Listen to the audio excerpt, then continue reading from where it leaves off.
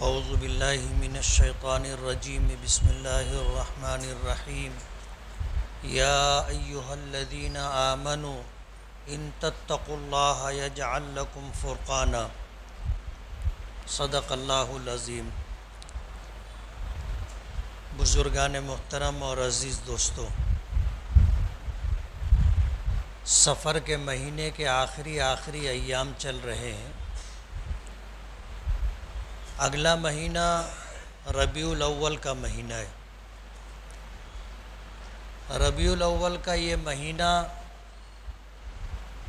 ہم مسلمانوں کے لیے بڑی اہمیت کا حامل ہے۔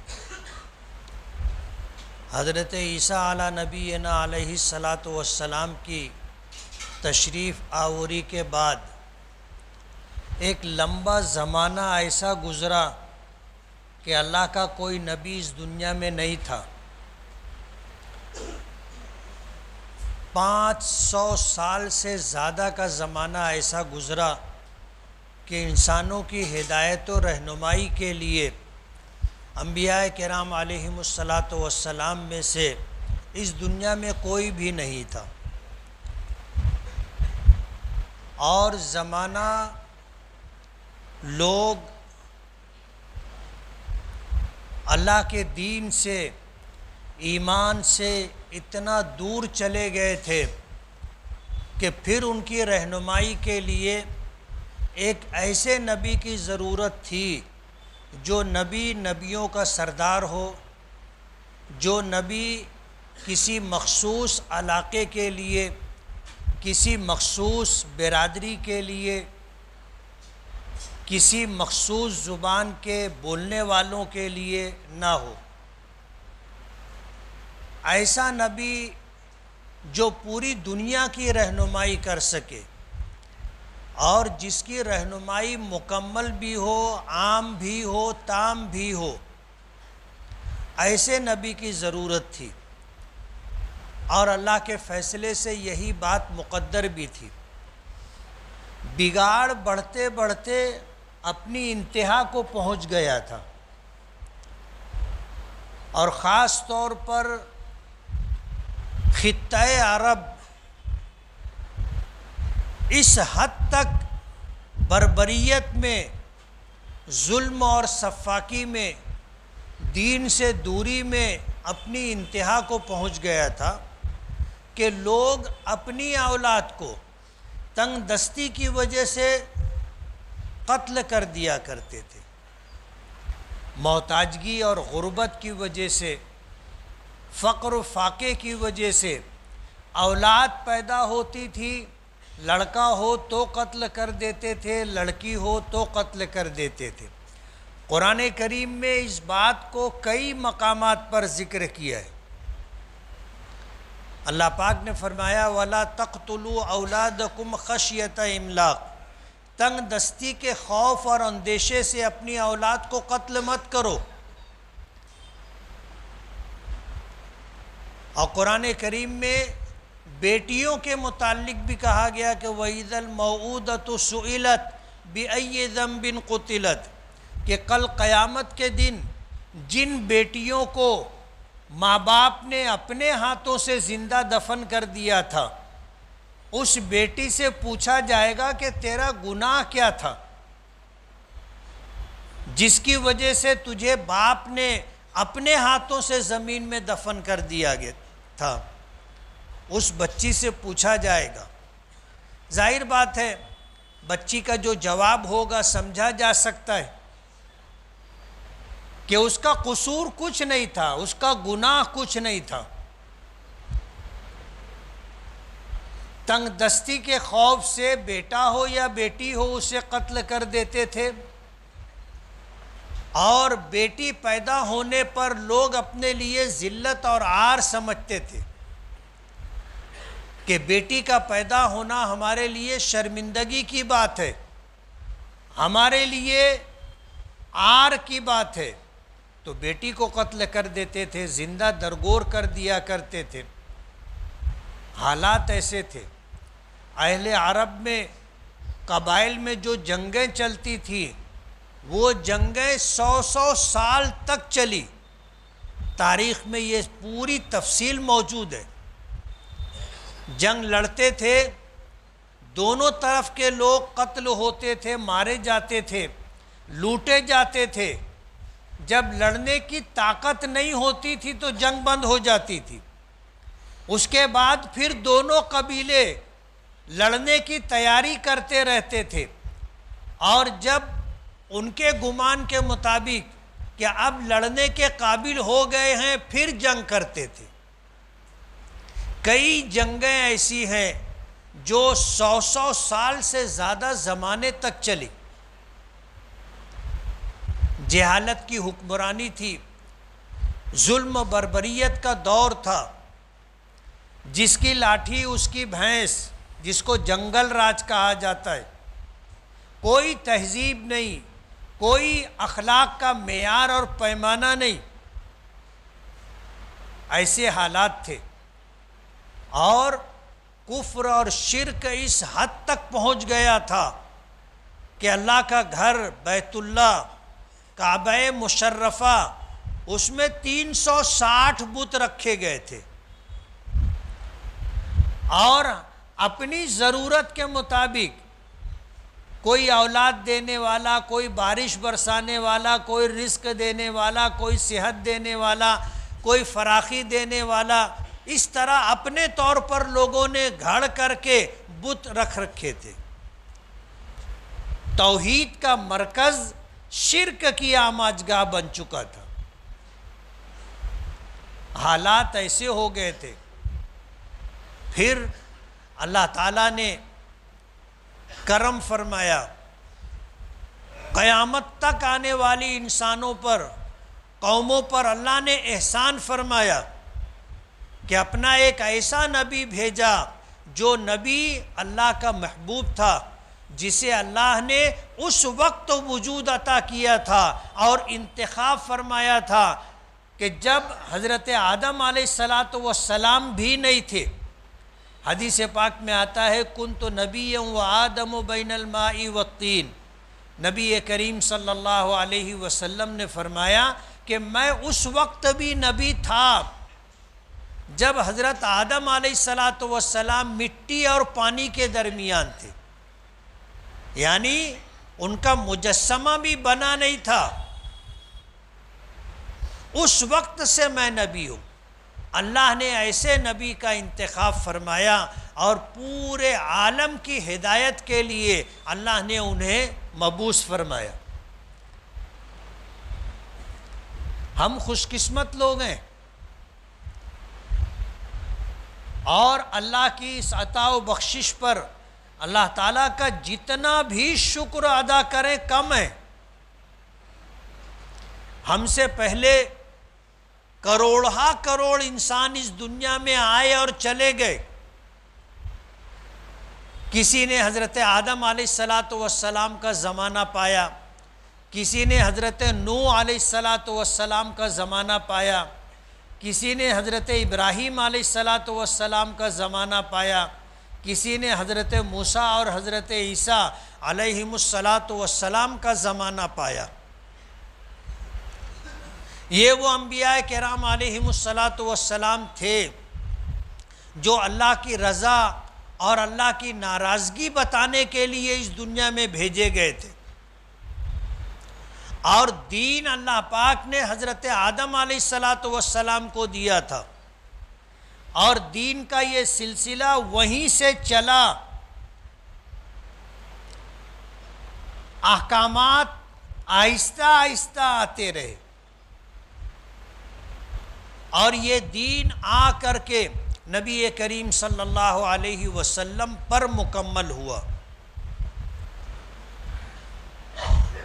ادیان کی ایک تاریخ ہے، روئے زمین پر بے شمار دین پائے جاتے، لیکن اللہ کے نزدیک پسندیدہ دین، اللہ کے نزدیک نجات کا مدار اور معیار جو دین ہے وہ دین اسلام۔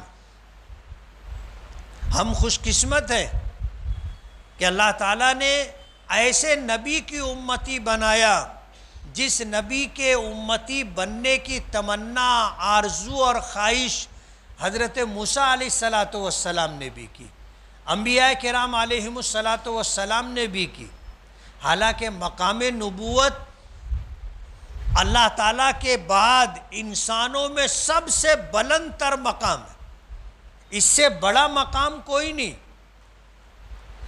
لیکن نبی کریم صلی اللہ علیہ وسلم کی محبوبیت اور اللہ کی بارگاہ میں ان کی مقبولیت کے پیش نظر انبیاء کرام جانتے تھے، انہیں پتہ تھا، اس بات کی تمنا کی تھی کہ ہم آخری نبی، نبیوں کے سردار جناب رسول اللہ صلی اللہ علیہ وسلم کے امتی ہوں۔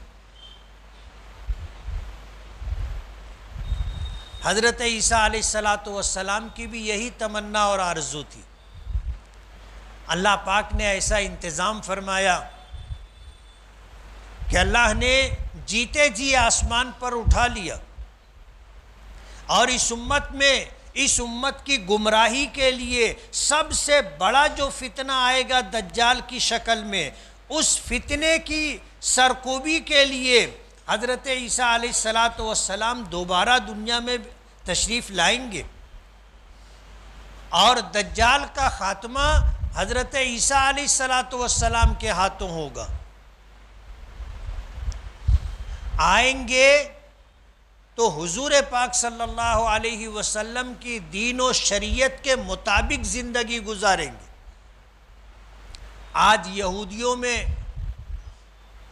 صلیب کے متعلق جو عقیدہ ہے، جس کے متعلق ان کا گمان ہے کہ حضرت عیسیٰ علیہ السلام تمام اپنے ماننے والوں کے گناہوں کے کفارے کے طور پر صلیب پر چڑھا دیے گئے، اور صلیب پر چڑھ جانے کی وجہ سے ان کے ماننے والے جتنے لوگ ہیں سب کے گناہوں کا کفارہ حضرت عیسیٰ علیہ السلام کا صلیب پر چڑھ جانا ہے۔ ان کا یہ عقیدہ ہے کہ ہمارا سارا گناہ ختم ہو گیا، اور اس کا کفارہ اور اس کا بدل حضرت عیسیٰ علیہ السلام کا صلیب پر چڑھا دینا ہے۔ وہ ایسا سمجھتے ہیں کہ اب ہم کچھ بھی کریں تو کوئی گناہ نہیں ہے، ہمارے سارے گناہ پہلے سے مٹائے اور ختم کیے جا چکے۔ ان کا یہ عقیدہ ہے۔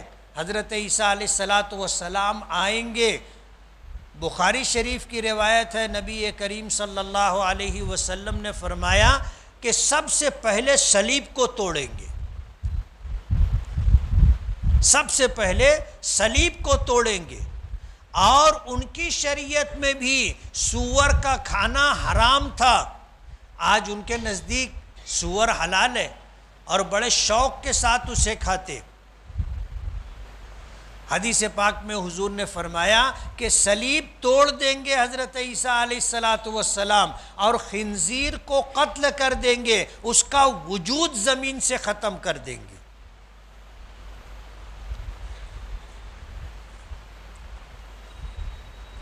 حضور پاک صلی اللہ علیہ وسلم کی شریعت اور دین کے مطابق زندگی گزاریں گے۔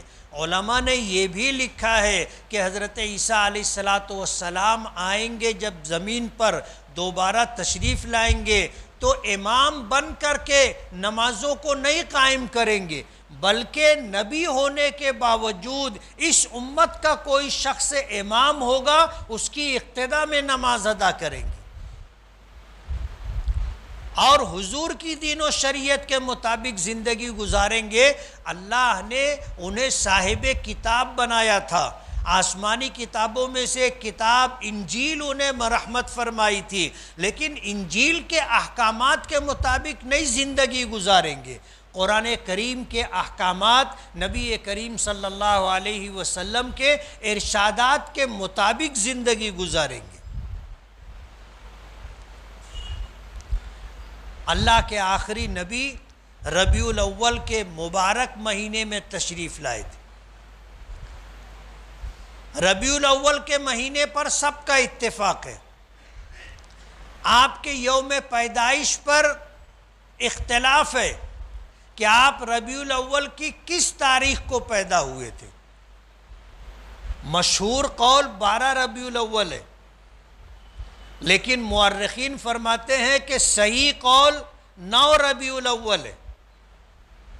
لیکن ربیع الاول میں آپ کی تشریف آوری ہوئی، اللہ نے اس کائنات کو اپنی سب سے بڑی رحمت نبی کریم صلی اللہ علیہ وسلم کی شکل میں عطا کی۔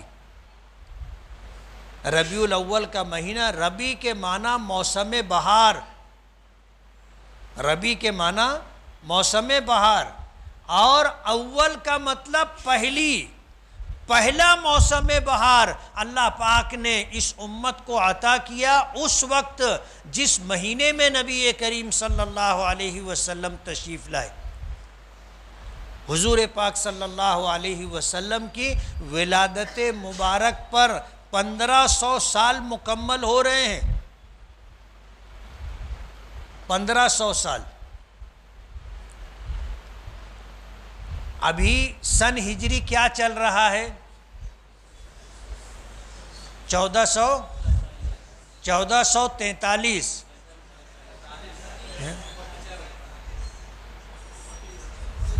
1447۔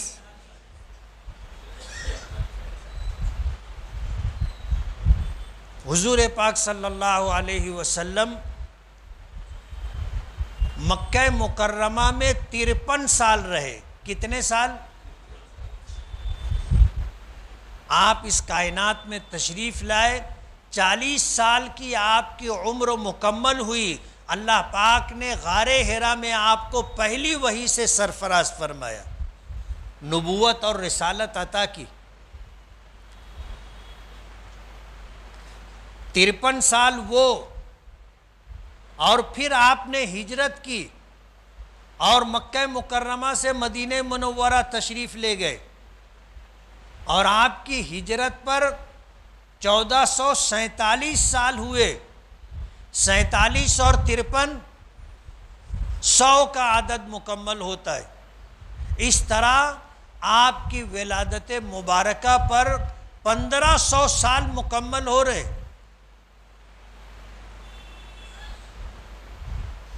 آپ جو دین لے کر کے آئے تھے، ایک زمانہ تھا کوئی قبول کرنے کے لیے تیار نہیں تھا،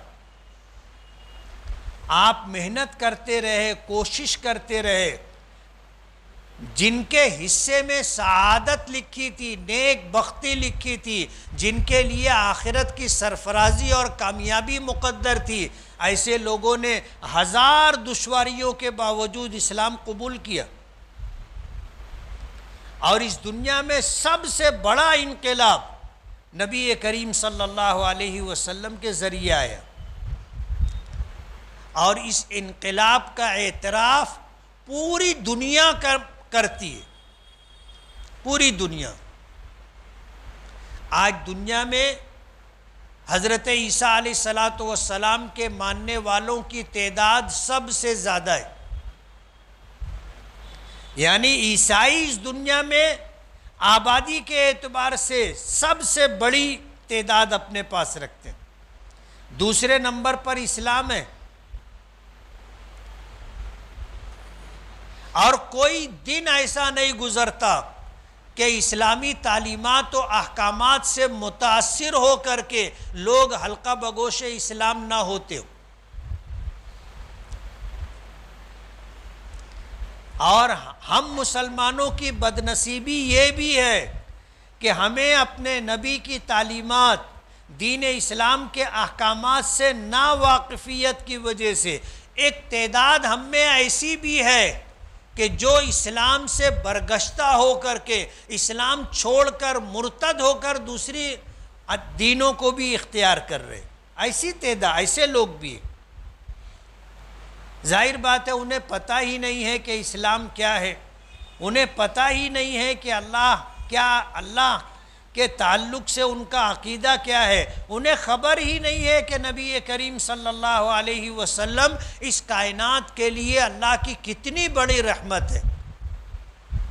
اسلامی تعلیمات سے بالکل کورے، نہ ماں باپ نے انہیں اسلام کی پہچان کروائی، نہ اللہ اس کے رسول کی پہچان کروائی، حالات ایسے رہے کہ انہیں اسلام کے متعلق کچھ پتہ ہی نہیں، نہ گھر سے نہ ماں باپ سے ان کو دین اسلام کی تعلیمات ملی، اور نہ کالجز میں ہائی اسکولوں میں ان کو کچھ ملا۔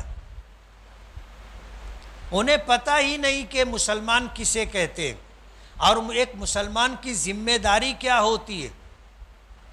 وہ سمجھتے ہیں کہ بس یہی زندگی ہے، جیسے جینا ہو جی لو، اپنی مرضی کے مطابق اپنی چاہتوں کو پورا کر لو، بس یہی ہے۔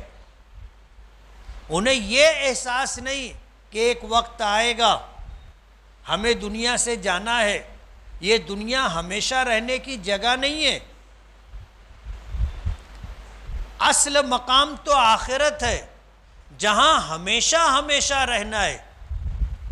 وہاں جو کامیاب ہو گیا یہ اس کے لیے ہمیشہ کی کامیابی ہے، اور وہاں جو ناکام ہو گیا اس کے لیے ہمیشہ کی ناکامی۔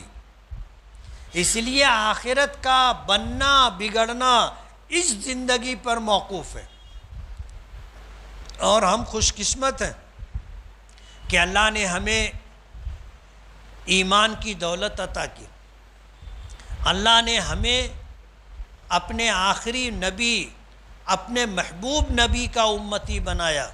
ہم خوش قسمت ہیں کہ اللہ پاک نے ہمیں اپنا پسندیدہ دین اسلام عطا کیا۔ اس دین کی خاصیت اور خصوصیت یہ ہے کہ یہ ہر اعتبار سے کامل و مکمل ہے۔ ایک مسلمان کو زندگی کے کسی موڑ پر اللہ کی رضا اور ناراضگی معلوم کرنے کے لیے قرآن کریم، اللہ کے رسول کے احکامات موجود ہیں، وہ اندھیرے میں نہیں رہے گا۔ اور دینوں میں یہ چیز نہیں ملے گی آپ کو، یہ بات صرف دین اسلام میں، کہ ہر موقع پر ہر موڑ پر شریعت کے احکامات اسے بتائیں گے کہ تمہیں کیا کرنا ہے اور کیا نہیں کرنا ہے، تمہیں زندگی کیسے گزارنی ہے اور کن کن چیزوں سے اپنے آپ کو بچانا ہے۔ ہمارا یہ دین ہمیں بتاتا ہے۔ حضور پاک صلی اللہ علیہ وسلم نے نبوت ملنے کے بعد 23 سال کا زمانہ نبوت و رسالت کے ساتھ گزارا۔ اللہ پاک نے مکمل قرآن پاک 23 سال کے عرصے میں اتارا۔ انہی آیات کی تشریح اور تعبیر میں نبی کریم صلی اللہ علیہ وسلم نے اپنے ارشادات اس امت کو عطا کیے، جسے حدیث کہا جاتا ہے۔ کامل و مکمل دین اللہ پاک نے دیا، اور جب اس دنیا میں آپ کی تشریف آوری کا مقصد پورا ہو گیا تو اللہ پاک نے آپ کو اپنی جوار رحمت میں بلا لیا۔ 63 سال کی عمر گزار کر اللہم بالرفیق الاعلیٰ کہتے ہوئے آپ اللہ کی جوار رحمت میں تشریف لے گئے۔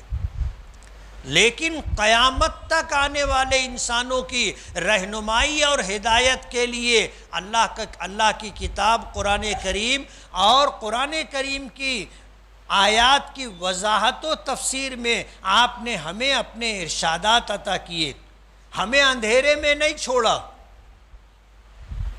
ایک ایسے راستے پر ہمیں چھوڑا جو روشن ہے، منور ہے، اپنے آپ پر چلنے والوں کو صحیح رہنمائی، اونچ نیچ، نفع نقصان سب کچھ بتانے والا دین اللہ نے ہمیں دیا ہے۔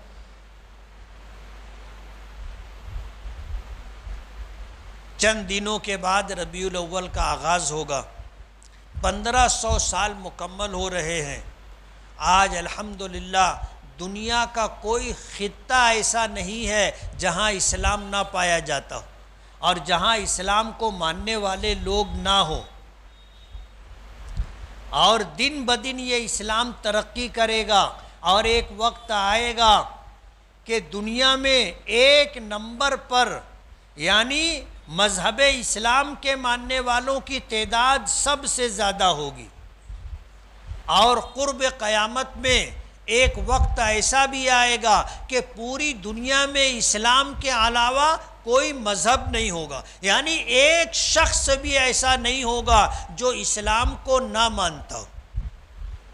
لا یبقى علی ظہر الارض بیت مدر ولا وبر الا ادخلہ اللہ الاسلام بعز عزیز او ذل ذلیل۔ حضور کا ارشاد مبارک ہے، آپ کی پیشن گوئی ہے کہ روئے زمین پر کوئی کچا پکا گھر باقی نہیں رہے گا، ہر گھر میں اسلام داخل ہو کر کے رہے گا۔ قبول کرنے والے چاہیں تو عزت سے قبول کرے، ورنہ انہیں ذلیل ہو کر کے قبول کرنا پڑے گا۔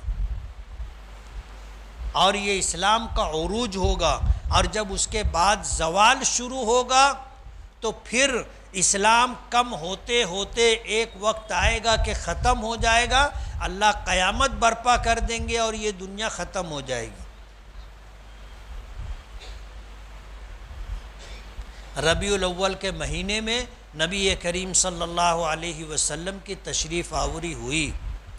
کائنات انسانی پر اللہ کا سب سے بڑا احسان اور ہم لوگوں پر اللہ کا سب سے بڑا کرم کہ اللہ نے ہمیں اسلام دیا، آخری نبی کا امتی بنایا، قرآن کریم اور احادیث مبارکہ عطا کی، اور ہمیں ایسا راستہ عطا کیا جو روشن ہے، منور ہے، جس پر چل کر کے ہم جنت تک جا سکتے۔ اور بدنصیبی ہوگی کہ ایسا دین اور ایسے نبی کی امتی ہونے کے باوجود اگر ہم ہدایت کے راہ سے ہٹ گئے، بھٹک گئے، گمراہ ہو گئے اور ہم نے اپنی آخرت تباہ و برباد کر لی، تو ہم سے زیادہ بدقسمت اور بدنصیب کوئی دوسرا نہیں ہوگا۔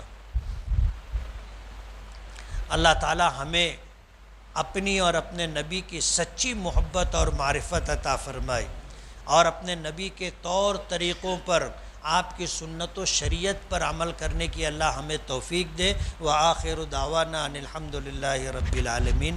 جن ساتھیوں نے سنت نہ پڑھی وہ سنت پڑھ لیں۔